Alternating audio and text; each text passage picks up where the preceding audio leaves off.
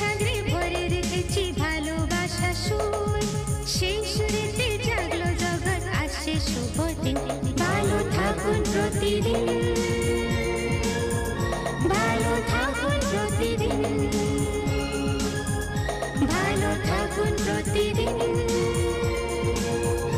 ভালো থাকুন প্রতিদিন। নমস্কার প্রিয় দর্শক বন্ধু, আপনারা দেখছেন ভালো থাকুন প্রতিদিন অনুষ্ঠান। উৎসাহী মন নিয়ে আমরা কিন্তু ছুটে এলাম সেই আবার স্ক্রিনের সামনে। আচ্ছা, উৎসাহ শেষ না হওয়াটা খুব ভালো কথা, তার কারণ উৎসাহ মন অনেক কিছু জানার দিকে অগ্রসর হতে পারে।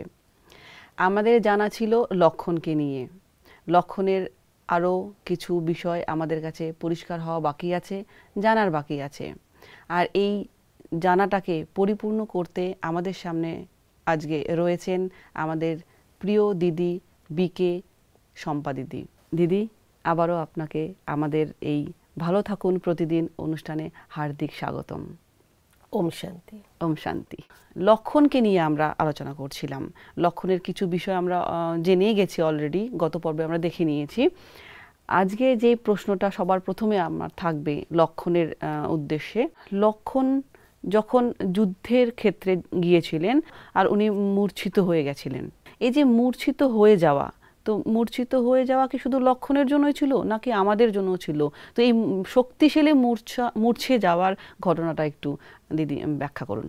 আপাত অর্থে যে আমরা একটা চিত্র পাই রামায়ণের, সেখানে আমরা দেখি রাম রাবণের যখন যুদ্ধ হচ্ছিল আর কি, সেই সময় মেঘনাথের বাণে তার শক্তিশীল লক্ষণ মূর্ছিত হয়। আর সেই সময় দেখা যায় হনুমান চলে যায়, সঞ্জীবনী বুটি নিয়ে আসে, গন্ধমাদন পর্বত উঠিয়ে নিয়ে আসে, সেখান থেকে বিশল্যকর্ণী বা সঞ্জীবনী বুটি নিয়ে এসে তাকে আবার সেই জ্ঞান ফিরিয়ে নিয়ে আসেন। এটা হচ্ছে জাস্ট একটা অর্থ, আপাত অর্থ, কিন্তু এর পেছনে নিশ্চয়ই কোনো রূপক অর্থ লুকিয়ে রয়েছে। কারণ পুরো রামায়ণের মধ্যে আমরা দেখলাম এর পুরোটা আধ্যাত্মিক জার্নি, পরমাত্মার প্রতি আমাদের এগিয়ে যাওয়া। আর তার পিছনে আমাদের জীবনে যত রকম পরীক্ষাগুলো আসে, সেই পরীক্ষাগুলোর এক একটা রূপ নিয়ে এই ঘটনাগুলো তৈরি হয়। লক্ষণ মূর্ছিত হয়ে যাচ্ছে, মূর্ছিত হওয়া মানে অচেতন হওয়া, অচেতন হয়ে যাওয়া, বেহোশ হয়ে যাওয়া। যখন তার হোশ থাকে না, তখন তার চেতনা থাকে না, কনসাস থাকে না। চেতনা মানে হু অ্যাম আই, মানে আমি কে, আমার নিজের পরিচয় কি, আমি কার সন্তান, আমার কি করা উচিত, যখন এটা হচ্ছে চেতনা। আর অচেতন হওয়া মানে এই পুরো নলেজটাকে আমি ভুলে গেলাম, আমি কি করতে সে জানি না, আমার উদ্দেশ্য কি আমি জানি না, হু অ্যাম আই, আমার তারও নলেজ নেই। আমরা তখন কি করছি, সমাজ কি করছে, বাইরের লোক কি করছে, সে কি করছে, সেটাকে কপি করতে করতে আমরা এগিয়ে যাচ্ছি, মানে অনুকরণ করতে করতে এগিয়ে চলছি। তো মানে ঈশ্বরীয় পথ থেকে বিচ্যুত হয়ে যাওয়া, তাই না? আধ্যাত্মিক মার্গে আমি চলছিলাম, লক্ষ্যের প্রতি আমার মন ছিল, অভীষ্ট লক্ষ্য ছিল আমার, কিন্তু যখনই আমি ধীরে ধীরে জ্ঞান ভুলে গেলাম শক্তিশালের আঘাতে, মানে বাইরের কোনো সিচুয়েশন হোক, কোনো পরিস্থিতি আসুক, আর তখনই আমি ধীরে ধীরে কি করলাম, আস্তে আস্তে লক্ষ্যভ্রষ্ট হয়ে আমি এগিয়ে চলছি অন্যদিকে। তো লক্ষ্য থেকে মূর্ছিত হয়ে যাওয়া, মানে চেতনা থেকে মূর্ছিত হয়ে যাওয়া, সেই মেঘনাদের আওয়াজে হোক, যে কোনো সিচুয়েশনে হোক। আর মেঘনাদ, মেঘের মতো গর্জন যার, এক কথা আওয়াজ যার, তো যার ভয়প্রদ আওয়াজে, যার কড়া আওয়াজে, কড়া শব্দে, একটা ভয়ঙ্কর সিচুয়েশনে যখন আমি ঘাবড়ে যাই আমরা, আর তখনই আমরা ভুলে যাই সত্যি সত্যি আমার কি করা উচিত, আমি কে, আমার মধ্যে কতখানি শক্তি আছে, আমার কি মানে এখন এরকম পরিস্থিতির মধ্যেও আমার কি করে এগিয়ে যাওয়া উচিত। ইংরেজিতে একটা শব্দ আছে, পাজল হয়ে যাওয়া, পাজল হয়ে যাওয়া। তো এই জায়গাটা আমরা ভুলে যাচ্ছি, চেতনাটা হারিয়ে ফেলছি, তাই না? তাহলে আমাকে ছোট্ট উদাহরণ দিই, যেরকম একটা গাছের ওপরে একটা বাদর ছিল, আচ্ছা, আর নিচে একটা বড় বাঘ, আর বাঘটার খুব ইচ্ছে বাদরটা গাছ থেকে পড়বে আর আমি খাবো, ওর শিকার হবে। আর বাদরটাও বাঘটাকে দেখে ভীষণ ভয় পাচ্ছিল। গাছটা এমনই ভাবে ছিল যে বাঘ কখনো গাছে উঠতে পারছিল না। তো বাঘ কি করলো, কিসের সাহারা নিল, তার আওয়াজ, ভয়ঙ্কর একটা হুঙ্কার দিল। আচ্ছা, আর প্রথম হুঙ্কারে বাদর কিন্তু ভয় পেয়ে গেল, সে এক ডাল থেকে আরেক ডালে লাফাতে শুরু করলো, নিজেকে বাঁচানোর চেষ্টা। এবার যখন দ্বিতীয় হুঙ্কার দিল, সে তার লাফালাফিটা আরেকটু বেড়ে গেল। আচ্ছা। যখন তৃতীয় হুঙ্কার দিল, লাফালাফি করতে করতে সে নিচে পড়ে গেল। আচ্ছা। কিন্তু বাদর এটাও জানতো সে কখনো আসতে পারবে না, উপরে উঠতে পারবে না, কিন্তু তার আওয়াজে সে ঘাবড়ে গিয়ে সে ডিসিশনটাই ভুলে গেল যে কি করা উচিত আমার। সে যদি ধীর স্থির থাকতো, চুপচাপ থাকতো, এক জায়গায় বসে থাকতো, তো ও পড়তো না, বাঘের শিকারও হতো না। আমরা শুনেছি বাদর তো চঞ্চল হয়। হ্যাঁ, অস্থির। মানে এক কথা, যখনই আমি ভুলে যাচ্ছি যে বাঘ উঠতে পারবে না, আর তখনই আমি ঘাবড়ে যাচ্ছি এবং তার আওয়াজে আমার মধ্যে একটা অস্থিরতা এসে যায়, হালচাল এসে যায়, আর আমি ডিসিশনটা দিতে ভুল করি যে আমার এখন লাফানো উচিত। মানে ভয়ের জন্য জ্ঞানটা হারিয়ে গেল। তো আসলে জ্ঞান বিস্মৃতি হয়ে গেছে, ভয় এসে গেছে। ভয় এসে গেছে, হ্যাঁ। তো এক কথা, আমরা আমাদের বড় বড় যখন পরিস্থিতির সম্মুখীন হই, তো সেই পরিস্থিতি দেখলেই বা কোনো রকম আওয়াজ শুনলে, মায়ার আওয়াজ শুনলে, রাবণের আওয়াজ শুনলে, আমরাও কিন্তু একটা সময় ঘাবড়ে যাই, অস্থির হয়ে যাই, কিংকর্তব্য বিমূঢ় হয়ে যাই, দ্বিধাদ্বন্দ্বের মধ্যে এসে পড়ি, কি করব বুঝতে পারছি না। তখন আমাদের মধ্যে আমাদের সামনে যে লক্ষ্যটা ছিল সেটার কথা আর মনে থাকে না, লক্ষ্যভ্রষ্ট হয়ে গিয়ে আমরা ভুল ভ্রান্তির পথে ছুটতে শুরু করি। সেটাই হয় সবচেয়ে বড় একটা ভুল। আর সেই ভুলের শিকার কি হয়? লক্ষ্যভ্রষ্ট মানুষ কোথায় গিয়ে পৌঁছায়? রাবণের শিকার হয়, আবার কান্নাকাটি শুরু করে, দুঃখ চলে আবার দুঃখ চলে আসে, আবার বলে হ্যাঁ আমাকে উদ্ধার করো, উদ্ধার করো। তো এক কথা, মূর্ছিত হওয়া মানে লক্ষ্য থেকে মূর্ছিত হয়ে যাওয়া।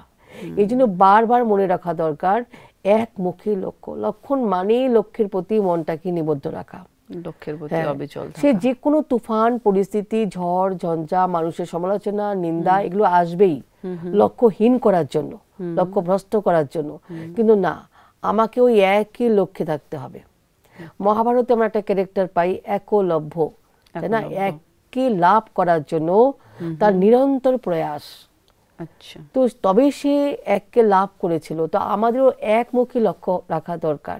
আজকে যত শাস্ত্রে যত আমরা কাহিনীগুলো পড়ি বা যত ঘটনাগুলো আমরা শুনি, যারা বড় বড় মহান জায়গায় পৌঁছেছেন, তারা প্রত্যেকে কিন্তু তাদের লক্ষ্য কিন্তু একদিকেই ছিল, তাই না? যেমন ধ্রুব, ভগবানের কোলে বা ভগবানের সন্তান হওয়ার জন্য তার একমুখী লক্ষ্য ছিল। মানুষের কাছে এটা অসম্ভব ছিল, কি করে সম্ভব? কিন্তু তার লক্ষ্য এক জায়গায় ছিল, আর তবেই সে কিন্তু সেই জায়গাটা সে পৌঁছতে পেরেছিলেন। যারা পাহাড়ে ওঠে, এভারেস্ট বিজয় জয়লাভ করে, চাঁদে পৌঁছায়, বা যারা বড় বড় কাজ করেন, মহান কাজ করে যাচ্ছেন, তাদের প্রত্যেকেরই লক্ষ্য হচ্ছে একমুখী। কিন্তু সেই একমুখী লক্ষ্য স্মুথলি আসে না, অনেক পরীক্ষা দিয়ে, তাই না? অনেক কিছু বাধা বিঘ্নের মধ্য দিয়েই, হার্ডেল রেসের মধ্য দিয়েই তাকে এগোতে হয়। ওটাকেও স্বীকার করা দরকার যে পরিস্থিতি আসবেই, আর আমাকে সেটা পরীক্ষা করে জয়লাভ করে আমাকে এগিয়ে যেতে হবে, কিন্তু পিছনে ফেরা যাবে না। হয়তো সামনে পাহাড় এসে গেল, পাহাড়ের মতো বড় বিঘ্ন আসলো, তবু মনে করতে লক্ষ্য আমার সামনে, ওখানে আমাকে যেতে হবে, ডিঙোতে হবে পাহাড়কে, ডিঙোতে হবে। তো এই লক্ষ্যের প্রতি মনটাকে সর্বদা ওই টার্গেটে রাখা। যদি মূর্ছিত হয়ে যায় সেকেন্ডের মধ্যে, তো লক্ষ্যভ্রষ্ট জীবন। আচ্ছা দিদি, আমার পরবর্তী প্রশ্ন, মেঘনাদকে আমরা জানি বড় একজন যোদ্ধা হিসেবে, হ্যাঁ, ওনার অনেক অনেক শক্তি ছিল, উনি লুকিয়ে যেতে পারতেন, হ্যাঁ, ওনাকে দেখা যেত না, তো যাকে দেখা যাবে না তাকে বধ করা মানে মনে হয় যে অসম্ভব ব্যাপার বোধ হয়। তারপরেও লক্ষণের দ্বারা উনি বধ হয়েছিলেন। তো এত বড় শক্তির কাছেও লক্ষণের শক্তিকে আমরা আরো বেশি মানে উভরে আসছে, লক্ষণের শক্তিকে বেশি করে দেখানো হয়েছে। এই যে মেঘনাদ বধ করার পেছনেও এই কাহিনীটা অনেক বেশি জনপ্রিয় কেন, এই ব্যাপারটা একটু বলবেন? হ্যাঁ, আসলে মেঘনাদ মানে, নাদ মানে আওয়াজ, আর মেঘ মানে তো মেঘ যখন গর্জন করে না, ভয়ঙ্কর গর্জন করে, যাকে আমরা বিদ্যুৎ চমকায় বলি বা বিজলি বলি। তো যখন বিদ্যুৎ চমকায়, মানুষ কিন্তু ভয় পেয়ে যায়। অবশ্যই, হয়তো কেউ হয়তো খাটের নিচে লুকিয়ে পড়ে, কেউ হয়তো কাউকে ধরে নেয়, মানে ভীষণই ভয় পায়, কেউ হয়তো কান চেপে ধরে। হ্যাঁ, শব্দ মারাত্মক। তো এরকমই মেঘের মতো গর্জন যার, আর সেই গর্জনে আমরা অনেক সময় পথ হারিয়ে ফেলি, ভুলে যাই। হয়তো আমি এগিয়ে চলছি, কেউ হয়তো আমার উপর প্রেশার দিল, কেউ তো চাপ দিল, কেউ হয়তো না এরকম হবে না, এরকম হওয়া উচিত না। তার যে ভয়ঙ্কর আওয়াজ, এবং সেই আওয়াজের মধ্যে, তার আওয়াজের মধ্যে কনফিডেন্স রয়েছে, তার মতো কনফিডেন্স। সেই বাঘ বাদরের ব্যাপারটা আবার হয় না, জুড়ে পরিবারের যাচ্ছে, থেকেও হ্যাঁ। আমরা একসময় এই ব্যাপারটা এসে যায়, বা বাইরের জগৎ থেকেও এই ব্যাপারটা এসে যায়। তো এই ভয়ঙ্কর আওয়াজ, যে আওয়াজের মধ্যে একটা ভয় লুকিয়ে থাকে, বা আওয়াজটা দিয়ে ভয় দেখানো হয়, এটা হলে কিন্তু এটা হয়ে যাবে, ওটা হলে কিন্তু এটা হয়ে যাবে। আমরা আধ্যাত্মিক পথে চলতে চলতে সমাজ থেকে এই ধরনের আওয়াজ অনেক শুনতে পাই, আচ্ছা, এটা করো না, এটা করলে কিন্তু ওটা হয়ে যাবে। ওকে, তখনই আমাদের মধ্যে ভয় তৈরি হয়ে যায়, তাই না? তাহলে এক কথা ভয়প্রদ আওয়াজ, কিন্তু সেই আওয়াজটা খুব কড়া এবং খুব কঠিন, কনফিডেন্ট যুক্ত। হ্যাঁ। তখন সেই আওয়াজটা শুনলে মনে হয় যে না, ঠিকই তো বলেছে, সত্যি এটা হলে হয়তো আমার খারাপই হবে। আমরা বলি এক সময়, অনেক উদাহরণও রয়েছে, যেমন শুদ্ধ ভোজন খাচ্ছি, হয়তো কেউ বলছে শুদ্ধ ভোজন খেলে হয়তো তোমার শরীর খারাপ হয়ে যাবে, স্বাস্থ্যহানি হয়ে যাবে, এবং খুব কনফিডেন্সের সঙ্গে যখন বলা হয় তখন আমরা ভাবি হয়তো সত্যি তাই। এরকমই ধরনের নানান ধরনের আওয়াজ, কারণ আমরা যখন সিস্টেমের মধ্যে থাকবো, ঈশ্বরীয় সিস্টেম, তখন রাবণী সিস্টেমে আগে ছিলাম, সেখান থেকে আমি চেঞ্জ করি যখন ঈশ্বরীয় সিস্টেমে আসবো, তখন সেই জায়গা থেকে তো একটা আওয়াজ আসবেই, তাই না? নতুন সিস্টেম, নিউ জায়গায় আমি এগিয়ে চলেছি। তো যখন সেই আওয়াজ আসে, নাদ আসে, তখন আমরা সেটা ভয় পেয়ে যাই, তখন লক্ষণ তার লক্ষ্য থেকে ভ্রষ্ট হয়ে যায়। কিন্তু সেই মেঘনাদকেও আমি বধ করতে হবে। আমি শুধু পিছিয়ে গেলে, লক্ষ্যভ্রষ্ট হয়ে গেলেই হবে না, আর সবাই তো লক্ষ্যভ্রষ্ট হয় না, কেউ কেউ উঠে দাঁড়ায়, ঈশ্বরীয় জ্ঞানটাকে আবার মনে করে, অনুভব করে, আবার বুঝে, আবার মনন চিন্তনের মধ্য দিয়ে আবার বুঝতে পারে যে না, এটা তো ঠিক না, পরমাত্মার আওয়াজ শুনবো, পরমাত্মার বাণী শুনবো, নাকি অসুরের বাণী শুনবো, অসুরের আওয়াজ শুনবো। অসুরের আওয়াজ ভয়ঙ্কর হয়, আর ভগবানের আওয়াজ হবে মিঠা, মিষ্টি, মধুর, প্রেমের বাণী। এই জন্য গীতা বলা, গীত বলা হয়, সঙ্গীত। তো পরমাত্মার সঙ্গীত শুনবো নাকি অসুরের কড়া আওয়াজ শুনবো, এটা আমাকে ডিসাইড করা দরকার ফার্স্টে। তারপরে দেখবো যে না, এই মেঘনাদকেও আমার বধ করতে হবে, এই কড়া আওয়াজকেও আমাকে সমাপ্ত করা দরকার। এবং তখনই আমার কি করা উচিত, তাকে চেঞ্জ করা উচিত। কি করে চেঞ্জ করবো? কারণ এই আওয়াজ শুধু বাইরে থেকে নয়, এই আওয়াজ আমাদের ভেতর থেকেও আসে। তাহলে আমাকে লক্ষ্যমুখী হওয়া দরকার, আর আমার বাণীকে সুইট বানাতে হবে, খুব মিষ্টি করতে হবে। বাণী যত মধুর হবে, বাণী যত মিষ্টি হবে, বাণী যত শক্তিশালী হবে, বাণী যত ঈশ্বরীয় বাণী হবে, প্রেরণাদায়ক বাণী হবে, তো সেই বাণী দিয়ে মেঘনাথের মতো কড়া বাণীকেও পরিবর্তন করা সম্ভব, বা তাকেও অবনত করা যেতে পারে, তাকেও হারিয়ে দেওয়া যেতে পারে। মানে আসরিক শব্দকে, অসুরের আওয়াজকে ঈশ্বরীয় বাণীর দ্বারাই সমাপ্ত করা যায়। দুই প্রকার বাণ চলে না, ঈশ্বরের বাণ চলে, অসুরের বাণ চলে। দুটো বাণ এসে জাস্ট এখানে ভ্যানিশ হয়ে যায়, কখনো কোথাও কোনোটি আর একটির উপর ডমিনেট করে, যেটা দুর্বল সেটা ভ্যানিশ হয়ে যায়। তো ঈশ্বর সবসময় তো শক্তিশালী, সর্বশক্তিমান। তো তার বাণীকে, তার শক্তিকে যখন আমি ইউজ করবো, তখন আমার ভিতরে যত কড়া আওয়াজ, ভিতরের সংস্কার তো কথা বলে, নেগেটিভ সংস্কার। আচ্ছা, আমরা বলছি না যে বাইরের থেকে আওয়াজ আসে, শুধু তাই নয়, আমার ভেতর থেকেও আওয়াজ আসে। যখন আমি পরিবর্তনের রাস্তাটাকে ধরে নিব, শুরু করব, সংকল্প করব যে এটা আমার লাইফ, এইভাবে আমাকে এগোনো উচিত, তখন আমার ভেতরে যে পুরনো সংস্কার রয়েছে সেও কিন্তু আওয়াজ করে যে না, এটা ঠিক নয়, এটা ঠিক নয়, ওটা ঠিক নয়। ওই আওয়াজটা বারবার আমার সামনে চলে আসে, ভিতরের আওয়াজটা। তো সেই কড়া আওয়াজকে, ভিতরের সংস্কারকে পরিবর্তন করতে গেলে আমার বাণীকে আরো ঈশ্বরীয় শক্তির দ্বারা আমি বাণীকে ইউজ করা দরকার, বাণীকে আরো নরম দরকার, আরো সুইট দরকার। বাণী যত মজবুত হবে, অন্যের ভিতরের সংস্কারকেও আমরা চেঞ্জ করতে পারবো, নিজের সংস্কারকেও চেঞ্জ করতে পারবো। আর মেঘনাথের মতো কড়া আওয়াজ বা ভয়প্রদ আওয়াজকেও আমরা পরিবর্তন করতে পারবো। এক কথায় মিষ্টি বাণী আর একমুখী লক্ষ্য। পরবর্তী প্রশ্নের মধ্যে আসি একবারে সরাসরি। আরও কিছু গল্প কথা রয়েছে রামায়ণের ভেতর, তেমনই একটা গল্প লক্ষণকে কেন্দ্র করেই বলা হয় যে লক্ষণ এই যে 14 বছরের বনবাস ছিল, এই বনবাসের মধ্যে পুরো বনবাসটা উনি জল খেয়ে কাটিয়েছেন একটা। আর সাথে এও বলা হয় যে কখনো উনি সীতার মুখ দর্শন করেনি, সবসময় পায়ের দিকে ওনার নজর ছিল। তো এই দুটো বিষয় একটু আপনি যদি বলে দেন আমাদের কাছে। যেহেতু এটা আধ্যাত্মিক জীবন, এই জীবন তো খুব সিম্পল লাইফ থাকা দরকার এবং হাই থিঙ্কিং দরকার। এক কথায় সাদা জীবন, উচ্চ বিচার। কারণ আমি তপস্বী, আমি সাধক, আমাকে যখন অনেক উচ্চ লক্ষ্যে পৌঁছতে হবে, তাহলে আমার এই জীবনটা একমুখী লক্ষ্য। এখানে আমাকে আদার্স ভোগ বাসনা বিলাসের মধ্যে যদি ডুবতে শুরু করি, তো আমার সেই জায়গাটা আমি পৌঁছতে পারবো না। আচ্ছা, তো এইখানে এটাকে তপস্যার জীবন বলা হয়। চাই একজন স্টুডেন্ট লাইফ, চাই একজন আর্মি লাইফ, হ্যাঁ, সে যে রুলসে যে পথে আমরা চলি না কেন, উনি থাকুন না কেন, মানব জীবন মানেই তপস্যার লাইফ। তপ না করলে পরে সিদ্ধি লাভ হবে না, আমি যাই পেতে চাই না কেন।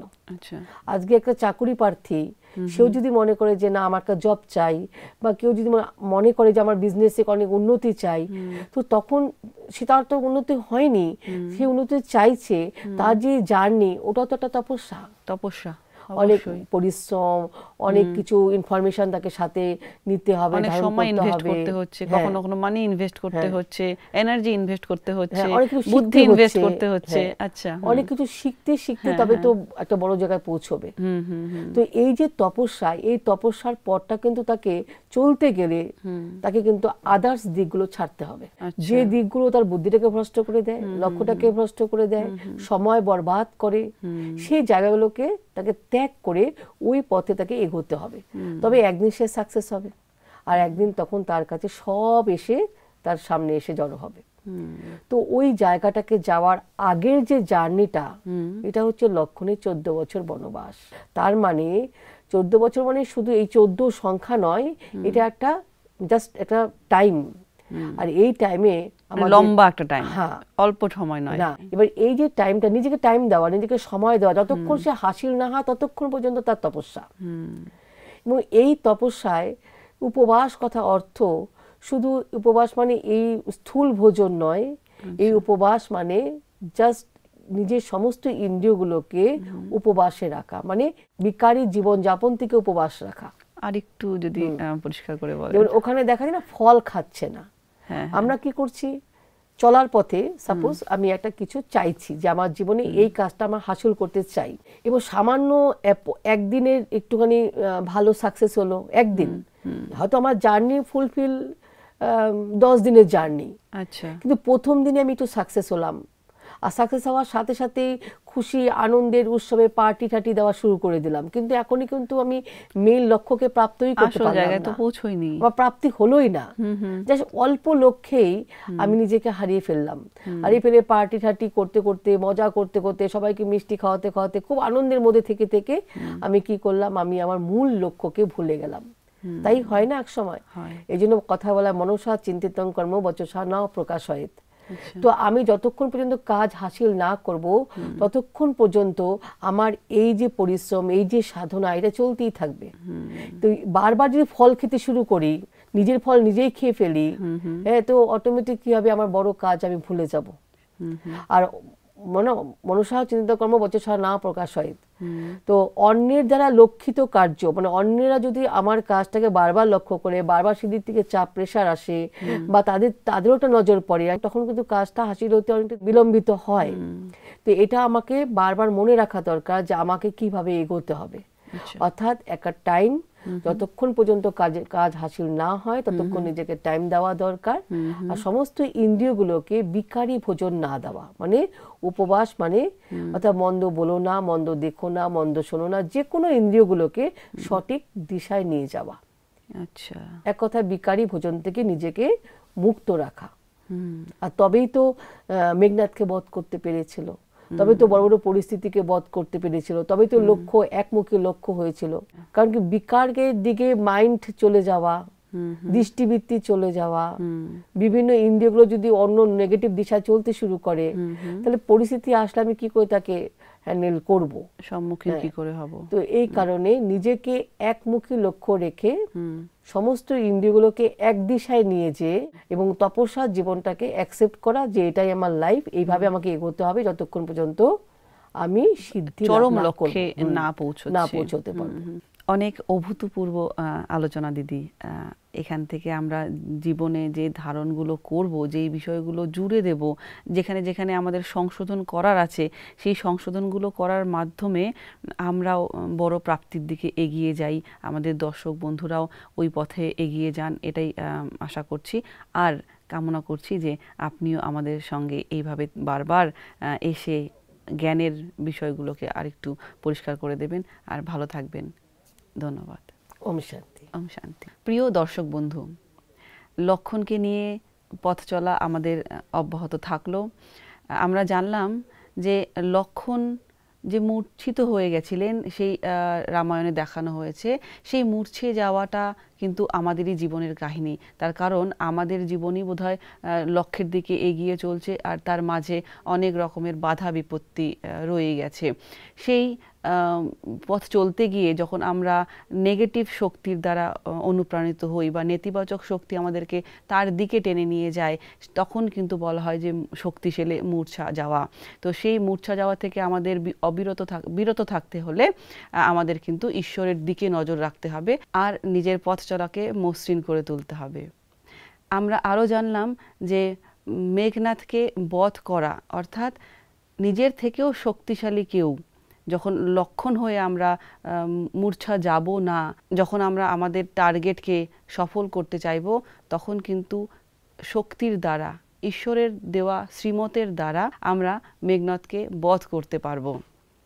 আর জানলাম যে 14 বছরের বনবাস, অর্থাৎ যে কোনো সফলতার চরম শিখরে পৌঁছতে গেলে যে সাধনা, যে কষ্ট, যে পথ চলা, সেটাই হলো 14 বছরের বনবাস। তো এইভাবেই আমরা আমাদের জীবনে লক্ষণ হয়ে উঠি, ভালো ভালো কাজ করি, ঈশ্বরের অনুপ্রেরণায় থাকি, ওনার দেওয়া মর্যাদায় থাকি। এইভাবে নিজের জীবনকে সঠিক দিশায় নিয়ে চলুন। আর ভালো থাকবেন, দেখতে থাকবেন আমাদের ভালো থাকুন প্রতিদিন অনুষ্ঠান। ধন্যবাদ।